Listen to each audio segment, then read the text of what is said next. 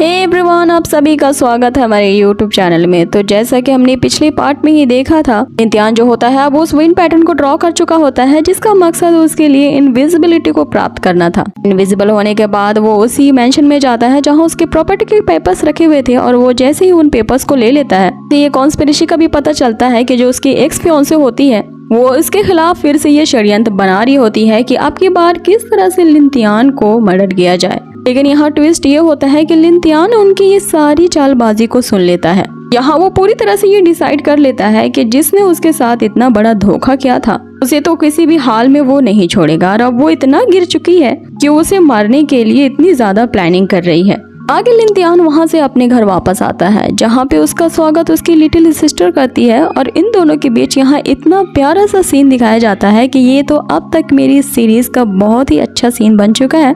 अब वो ये होता है गाइस कि जैसे ही लिंतियान घर में अंदर आता है उसकी बहन जो होती है वो रास्ते पे उसे आती मिलती है, जिसपे लिंतियान उससे पूछता है कि तुम्हें क्या हुआ, क्या तुम मुझसे कुछ कहना चाहती थी। जिसपे सोफी उसे कहती है कि मैं बस यही चाहती हूँ कि मेरे जो भाई हैं वो इतनी ज्यादा दिन रात मेहनत ना करे। आप इतना ज्यादा हार्ड वर्क कर रहे हैं कि जब मैं सो जाती हूँ तब आप घर वापस आते हैं। आपकी बॉडी में बहुत इंटरनल इंजरीज होती हैं और आप बहुत टायर्ड लगते हो, इसलिए आप मेरे साथ टाइम नहीं बिता पाते। तो मैं ये चाहती हूँ कि मेरा जो भाई है वो मेरे लिए इतनी हार्ड वर्किंग ना करे। अब यहाँ लिंतियान को ये समझ में नहीं आता कि अपनी छोटी सी बहन को इसके जवाब में वो क्या कहे। वो उसे सहलाते हुए कहता है कि तुम इसकी चिंता मत करो, मैंने कहा ना कि कुछ दिनों में हमारे साथ सब कुछ अच्छा होगा। जिसने हमारा घर छीना है और हमारी ये हालत कर दी है उसे तो मैं कभी नहीं छोड़ूंगा। बस कुछ ही दिनों की बात है, मैं तुमसे प्रॉमिस करता हूँ कि कुछ दिनों के बाद हम जरूर शॉपिंग पे जाएंगे। इस पे सोफी यहाँ एकदम एक्साइटेड होते हुए कहती है कि ठीक है, तो फिर हम लोग शी के साथ भी चलेंगे। मियाँ शी का नाम सुन के तो लिंतियान शर्मा ही जाता है। आगे ये दोनों भाई बहन एक दूसरे को ये प्रॉमिस करते हैं। अभी इनके बीच ये प्यारा सा बॉन्डिंग वाला सीन यहाँ खत्म होता है कि तभी हम देखते हैं कि पीछे से उन्हें कोई आवाज देता है। वो आदमी लिंतियान से यहाँ पूछ रहा होता है कि आप लिंतियान को बुला सकते हैं। जिसपे लिंतियान ये सोचने लगता है कि अरे ये आदमी तो बहुत जल्दी आ गया। ये जो मेरी एक्स फियांसे थी ये इतनी ज्यादा डेस्परेट हो गई है कि उन 5 पर्सन को ढूंढने के लिए वो रात भर नहीं सोई और उनमें से एक बंदे को सुबह सवेरे ही मेरे दरवाजे पे भेज दिया। आगे लिंतियान उस आदमी से कहता है कि हाँ मैं ही लिंतियान हूँ, बोले क्या काम है। अब वो आदमी अंदर आता है और यहाँ लिंतियान को अपना इंट्रोडक्शन देते हुए कहता है कि मेरा नाम जॉन है। जिसपे लिंतियान यहाँ मुस्कुराते हुए कहता है कि ये कैसा नाम है जॉन, कोई बात नहीं, बताओ कि तुम्हें मुझसे क्या काम है। आगे वो जॉन बताता है कि वो भी एक तरह का यहाँ का स्टूडेंट है जो रिसेंटली इस मार्शल अकेडमी में जिसने एडमिशन लिया है और उसने यहाँ लिंतियान के बारे में काफी कुछ सुन रखा है, इसलिए वो आज उससे यहाँ पर्सनली मिलने आया है। अब लिंतियान उसके इस लंबे चौड़े इंट्रोडक्शन से काफी ज्यादा इरिटेट हो जाता है और लास्टली उससे कही देता है कि सीधा सीधा पॉइंट पे आओ, कहना क्या चाहते हो।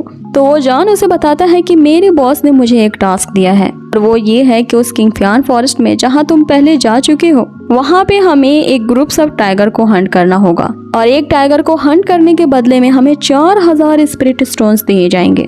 इसीलिए मैं चाहता हूँ कि तुम मेरी इसमें कुछ मदद करो, थोड़े पैसे तुम भी कमा लोगे। अब यहाँ लिंतियान जो होता है झूठा मूठा दिखावा करने के लिए ऐसा चौंकता है जैसे उसने 4000 नहीं बल्कि 4 मिलियन सुन लिया हो।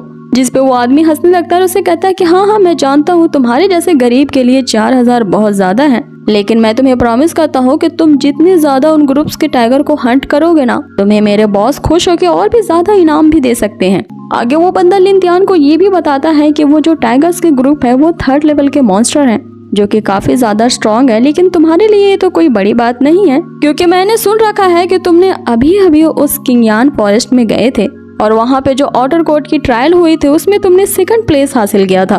तो अगर तुम मेरे साथ जाते हो तो हमारे लिए ये हंटिंग प्रोसीजर आसान हो जाएगा।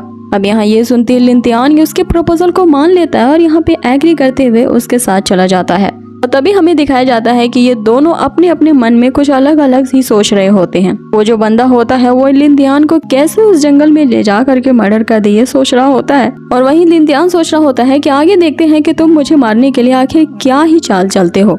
अब आगे वे दोनों एक फॉरेस्ट में पहुंचते हैं जहाँ वो जो बंदा होता है वो लिंतियान से कहता है कि पहले तुम इस गुफा के अंदर जाओ, बाद में मैं तुम्हारे पीछे आता हूँ। यहाँ लिंतियान उस गुफा के अंदर चला जाता है। यहाँ उस गुफा में जाने से पहले वो आदमी ये भी बताता है कि अगर तुम इस गुफा के अंदर चले गए तो तुम उस पूरे टाइगर्स के ग्रुप के क्वीन को मार पाओगे और तुम्हें तो ये पता है कि अगर तुम किसी क्वीन को हंट करते हो तो उसके कितने ज्यादा इनाम मिलते हैं, इसीलिए मैं उस क्वीन को मारने का ऑफर तुम्हें देता हूँ, इसलिए तुम पहले जाओ।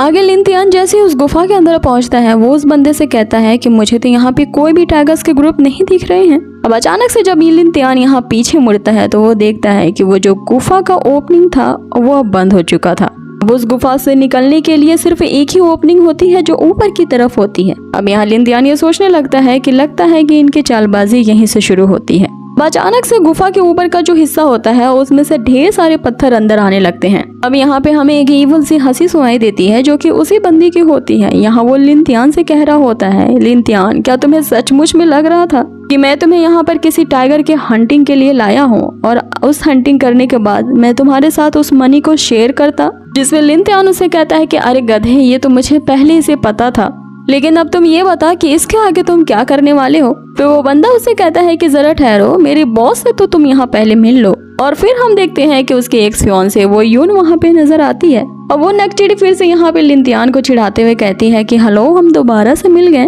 और तुम्हारी मेरे बीच की ये जो सिचुएशन है ना, लगता है मैंने पहले ही कभी देखी है। गाइस ये उस टाइम को याद कर रही होती है जब इसके बॉयफ्रेंड ने लिन तियान को उस क्लिफ से धक्का दिया होता है। अब ये जो सीन होता है बिल्कुल उसी सिचुएशन की तरह लगता है। यहाँ लिन तियान को इससे कुछ फर्क नहीं पड़ता अब कि उसकी एक्स फियांसे उसके साथ क्या करती है। यहाँ वो उसे ये एहसास दिलाना चाहता था कि तुमने बेकार का ही मेरे ऊपर 500,000 स्पिरिट स्टोन्स खर्च कर दिए, क्योंकि तुम्हारा लाया हुआ एक भी बंदा मेरा एक भी बाल बांका नहीं कर सकता। इस पर वो जो यून होती है वो गुस्से से उसे कहती है कि यहाँ बकवास करना बंद करो, थोड़ी देर में पता चल जाएगा कि कौन रहने वाला है। ये हम देखते हैं कि उसके बाड़ी के टट्टू भी वहाँ पे आ जाते हैं जो अब लगातार अपने वेपन से लिन तियान पे अटैक करने लगते हैं। सो गाइस इसी के साथ हमारा ये एपिसोड यहीं पे फिनिश होता है। आगे के आने वाले एपिसोड में हमें प्रॉपर तरीके से दिखाया जाएगा कि अपने एक्स के साथ आप कैसे बदला ले सकते हो अगर उस एक्स ने जानबूझकर आपको धोखा देते हुए छोड़ा है। सो गाइस बने रहिए हमारे इस चैनल के साथ और अगर आपको वीडियो जरा भी पसंद आई हो तो प्लीज कमेंट बॉक्स में एक हार्ट जरूर दे देना।